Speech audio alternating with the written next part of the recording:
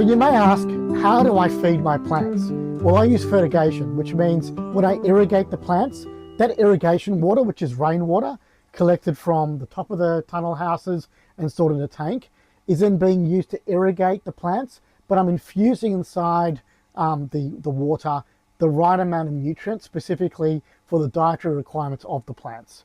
So the way I've done that is I use these quite cost-effective infuses or doses. These dose between 1% to 4% of nutrient solution, which comes in through this tube. And the way that works is the rainwater comes in through here, it passes through a solenoid, and then when that switches on, it goes through the first doser, which essentially has the part A nutrient, and then mixes in with the second doser, which has the part B nutrient. Now the part A nutrient is just calcium nitrate, and you can see that I've got a 1 to 100 concentrate here. Okay, and I just use that as so that's just pure calcium nitrate. And then for the part B nutrient, which you can see in there, that's actually a recipe that I've mixed up myself. Now I follow my seed supplier's nutrient guide, which is in this case Rick's one, and so here I pre-mix just the right amount of nutrient for one bucket of concentrate.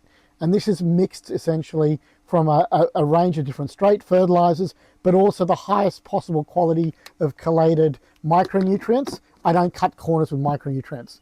The micronutrients that I use are chelated and are able to be used from a pH which is extremely low, around 4 or 5, all the way up to about 10. So they're very, very high quality chelated micronutrient.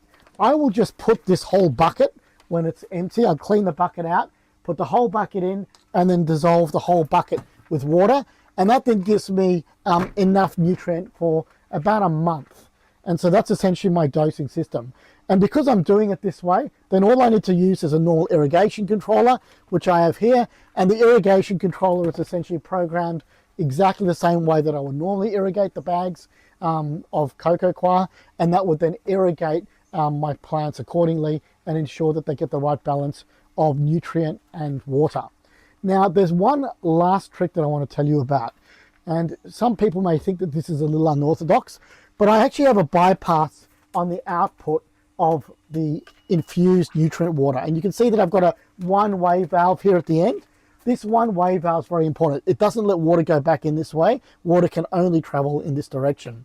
And what I do is I actually here bypass a nutrient. So what I'm doing is that essentially at the end of the day, I flush all of the lines out with just water to basically clean the lines, stop them from clogging up with salts, and to give the plants just that last bit of water before bed. They then obviously take all of that water in, and by the end of the day, the bag is mostly dry. They're ready for their night cycle, where they're going to be taking in all that good oxygen through the roots, and essentially then going through their cycle.